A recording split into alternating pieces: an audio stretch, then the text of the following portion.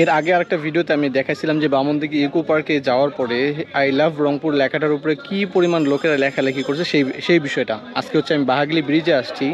এই ব্রিজটার নিচের অংশে এই যে এই জায়গাগুলোতে নিচের এই জায়গাগুলোতে প্রত্যেকটা দেয়ালের মধ্যে নামগুলো লেখা আছে। আমি নিচে গিয়ে আমরা আপনাদেরকে দেখাবো যে মানুষ এখানে ঘুরতে আসলে কি পরিমাণ জায়গাগুলোকে নষ্ট করে।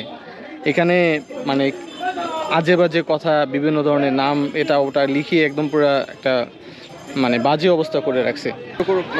বাইরের দেশ থেকে যদি কখনো কোনো পর্যটক ভিজিট করতে আসে এই জায়গাগুলোতে, তারা দেখলে বিব্রত বোধ করবে, অবশ্যই করবে। এটা যে কেউ করবে, আমি যেহেতু করতেছি অন্যরাও করবে, যারা হচ্ছে পরিষ্কার পরিচ্ছন্ন একটু থাকতে পছন্দ করে বা একটা মানে ট্যুরিস্ট প্লেস যারা পরিষ্কার পরিচ্ছন্ন দেখতে পছন্দ করে, তারা আসলে এই জায়গাগুলোকে খুবই মানে এই জিনিসগুলোকে খুবই আসলে বাজে দৃষ্টিতে দেখবে। তাদের কাছে এই জিনিসগুলো মোটেও পছন্দ হবে না।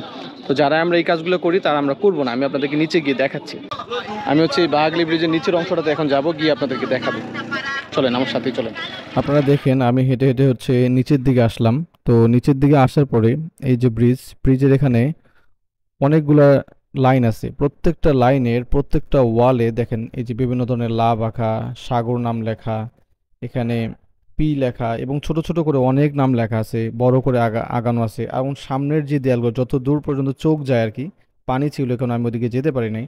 এবং এই পাশের ওয়ালে দেখেন এখানে D+, M+, T+, এই যে এদিকে দেখেন আরো F+, R+, এদিকে দেখেন TN, এদিকে যে M+D, এই সব লেখা হতেছে ওয়ালটাতে ভর্তি। এখানে দেখেন S+S, তারপরে হচ্ছে এখানে 2014, এখানে অনেক কিছু লেখা আছে। মানে পুরো ওয়ালটা এবং পুরো জায়গাটাকে পুরো নষ্ট করে ফেলছে।